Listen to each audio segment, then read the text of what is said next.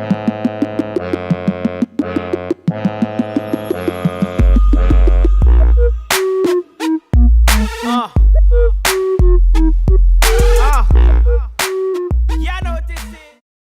up, everybody? Welcome to another edition of The Breakdown. And it's finally here, folks.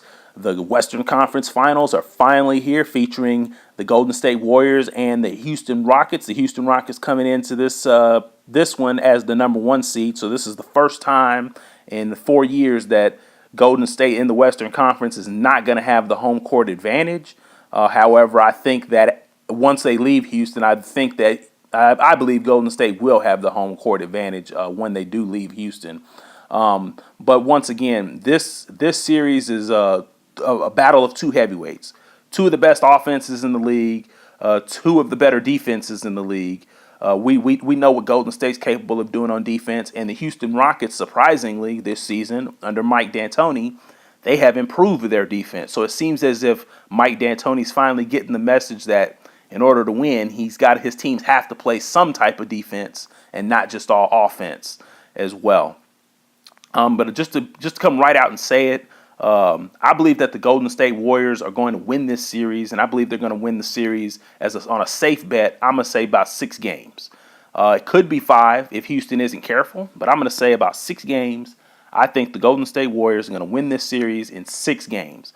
And the reasons why I believe that Golden State is going to win the series is because it's not just because they have Kevin Durant, Klay Thompson, Steph Curry, and Draymond Green go along with their role players. It's that's part of the reason. I'm not going to say that that's not the reason. That's part of the reason. But the overall reason is because not only do they have those great players on their team and great role players to go with it, but Golden State's a team that's very, very unselfish. They move without the basketball. They set screens for one another. They pass up good shots to get great shots. And later on in this video, in the film session, I'm going to show you examples of some of the actions that Golden State runs that puts a lot of stress on defenses. And whether you switch or whether you don't switch on defense, they can make you pay either way with some of the schemes that they run, and they really play to the advantages of the players that they have on the court, such as Klay Thompson, Draymond Green, and Kevin Durant, as well as Steph Curry and the role players that they have as well.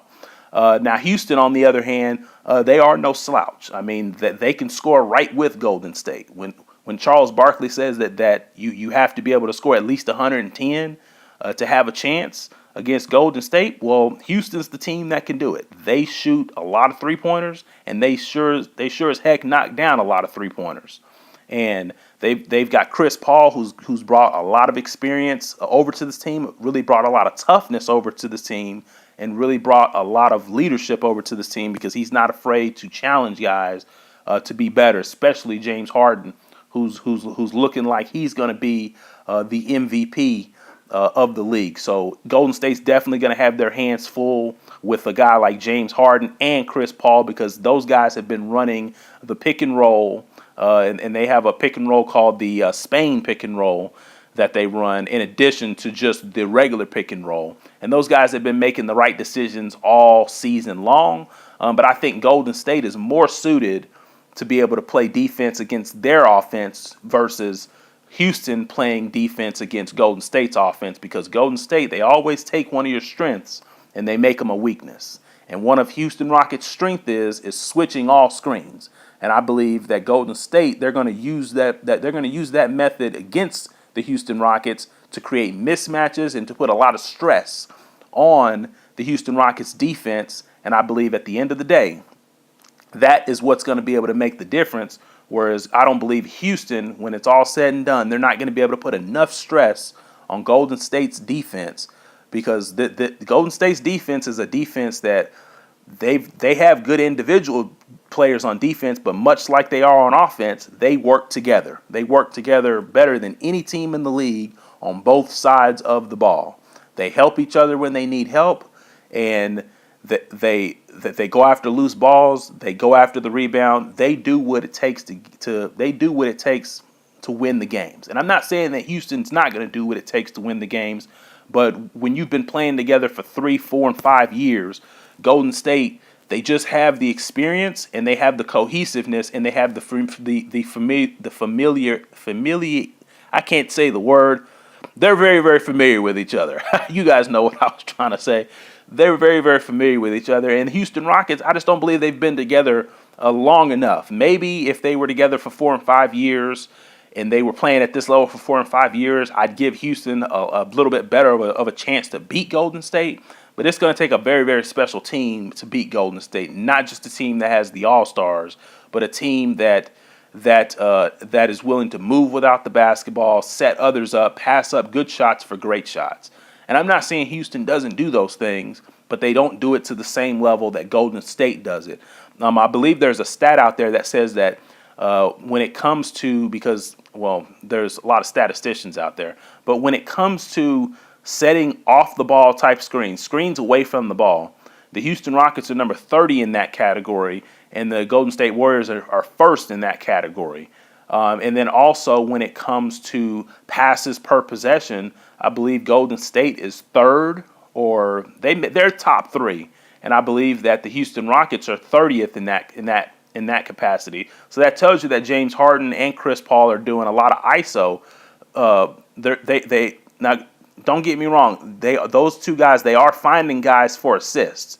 But I don't believe you're going to beat Golden State by just ISOing and maybe passing the ball once or twice per possession. That's going to be too easy for Golden State in the long run. They're going to make you take tough shots and shots you don't want to take if your offense is mainly just ISO, 1 or 2 passes and a shot is up. Meanwhile, Golden State's making 6, 7, 8 passes per possession. In a lot of cases, the ball moves faster than anybody can move. And so those are some of the main reasons why I believe that the Golden State Warriors are going to beat the Houston Rockets in this series. And like I said, it's going to go about 6 games. I've got this thing going about 6 games. It could be 5 if Houston isn't careful. And the only way that I believe that the Houston Rockets can even get this series to 7 games is they have to shoot lights out. They have to shoot lights out. I mean, if you look at the last series that Golden State played, Anthony Davis had good games. Drew Holiday had good games. Rondo had good games. Mirotic, I believe, had good games. And it still wasn't enough. So, I mean, Golden State, I just believe they have too much firepower. None of their guys necessarily have to play well every night. But Houston Rockets guys, Chris Paul and James Harden, they've got to get 25 to 30 every single night. And then outside of that, Eric Gordon has not been playing well, and he's somebody that Houston's definitely going to need to turn it around if they want to have any chance just to even get the thing to 7 games. And even if he steps up, that still may not be enough. But let's go ahead and get into the film session. Like I said, this is mainly going to be from a Golden State Warriors perspective. Let's get into the film session, and we're going to look at some of the different actions that Golden State runs that's going to put a lot of stress on Houston. So let's go ahead and get into it, and I'll talk about more of it there. Now, a lot of times when Draymond's playing on the perimeter, his man will sit in the paint, much like you'll see what Anthony Davis does, but roll it. Once the ball goes in, Anthony Davis has to help, because look at Durant. He's got a mismatch. And look what opens up once Draymond comes over and sets that side screen, which is very hard to get around. Execution all the time. Once again, in this action, the ball's gone into Durant, forcing Anthony Davis to help. He's not worried about if the ball comes back out to Draymond, which leaves Rondo helpless because he's out to play Curry by himself, and look what happens. The Golden State Warriors are very good at passing up good shots to get great shots, and Curry is going to find Iguodala for a good shot. He's wide open. He could have took that, but Curry keeps moving out without the ball, and that's an even better shot if Curry's shooting it.